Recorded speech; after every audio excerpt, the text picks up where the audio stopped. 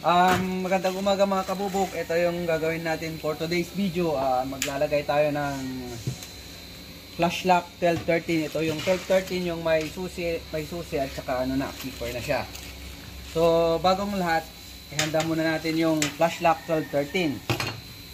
Tapos buksan natin.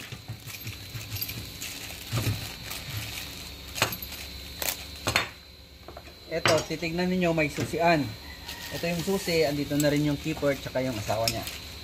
Ito yung hatiin natin sa gitna yung ano, aluminum. Dito tayo sa lock style. Then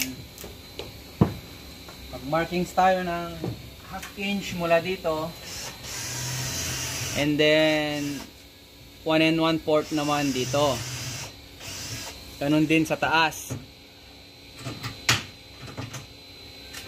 1/2 inch tapos 1 1/4. Tapos papaternan lang natin sa mga kabubog. Ito yung pattern. Uhitan natin siya.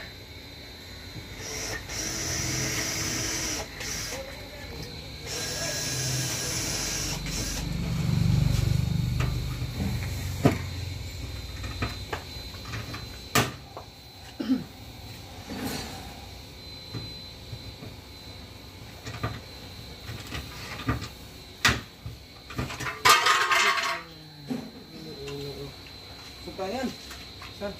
Yun. Ganyan lang mga kabubog, magkabilaan yan. Para magawa natin yung butas papunta dito. Balik mo kay poste lang yan. So, paalala mga kabubog, bagong lahat, gumamit tayo ng safety goggles. Gawin natin lang ganito kasi mainit.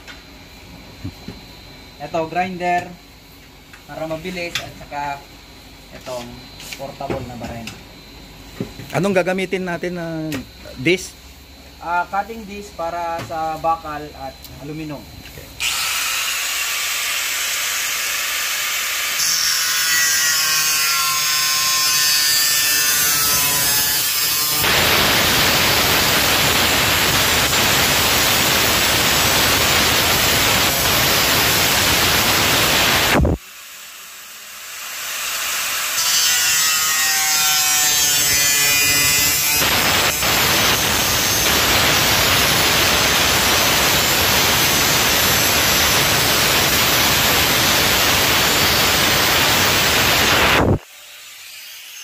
Ito yung guhit, bale yun lang yung kaya ng grinder, so gagawin nating mano-mano itong horizontal.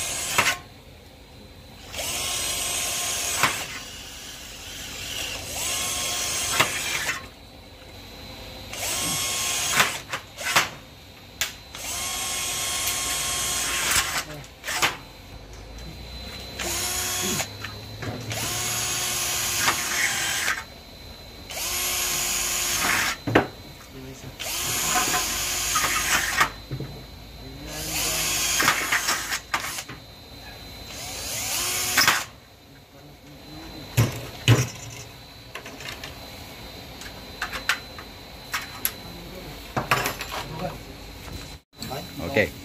Okay. Ayan na. Ito na mga kabubog, ilalagay na natin itong keeper,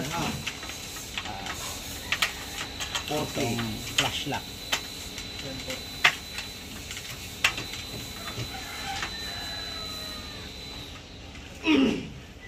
Matiang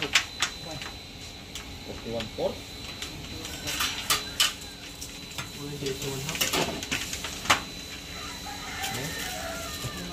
Ayan.